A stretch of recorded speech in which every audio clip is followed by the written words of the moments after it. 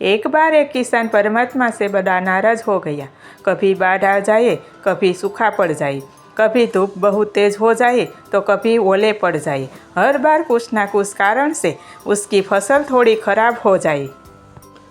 एक दिन बड़ा तंग आकर उसने परमात्मा से कहा, देखिए प्रभु, आप परमात्मा है, लेकिन लगता है आपको खेती बाड़ी की ज़्यादा जानकारी नहीं है।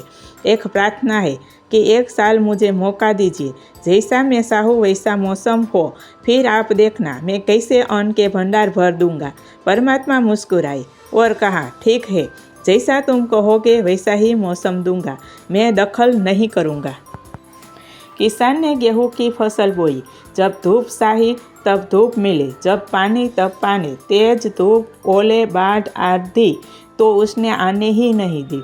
समय के साथ फसल बढ़ी और किसान की खुशी भी, क्योंकि ऐसी फसल तो आज तक नहीं हुई थी। किसान ने मन ही मन सोचा, अब पता चलेगा परमात्मा को कि फसल कैसे करते हैं। बेकार ही इतने बरस हम किसानों को परेशान करते रहे। फसल काटने का समय भी आया। किसान बड़े गर्व से फसल काटने गया, लेकिन जैसे ही फसल काटने लगा, एकदम से छाती पर हाथ रख कर बैठ गया। गेहूं की एक भी बाली के अंदर गेहूं नहीं था। सारी बालियां अंदर से खाली थी। बड़ा दुखी होकर उसने परमात्मा से कहा, प्रभु, ये क्या हुआ? तब परमात्मा बोले, ये तो होना ही था। तुमने पौधों को संघर्ष का जरा सा भी मौका नहीं दिया। ना तो तेज धूप में उनको तपने दिया, ना आंधी ओलों से झुंझने दिया। उनको किसी प्रकार की सोनेती का एहसास जरा भी नहीं होने दिया। इसलिए सब पौधे खोखले रह गए।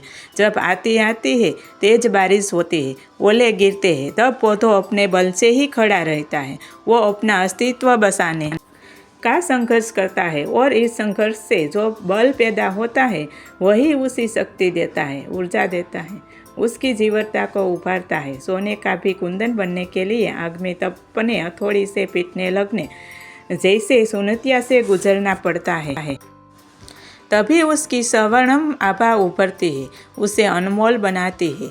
उसी तरह जिंदगी में भी अगर संघर्ष ना हो, सुनती ना हो, तो आदमी खोखला ही जाता है, उसके अंदर कोई गुण नहीं आ पाता। ये सुनतियों ही जो आदमी रूपी तलवार तो धार देती है, उसे सशक्त और प्रखर बनाती है। अगर प्रतिभाशाली बनना है तो सुनतियों तो स्वीकार करनी ही पड़ेगी, अन्यथा हम खोखले ही रह जाएगी।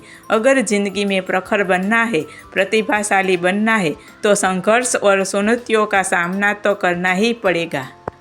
यह कहानी अच्छी लगी हो तो लाइक कीजिए, प्लीज़ सब्सक्राइब कीजिए और ज़्यादा से ज़्यादा शेयर कीजिए। फिर मिलते हैं नई कहानी के साथ।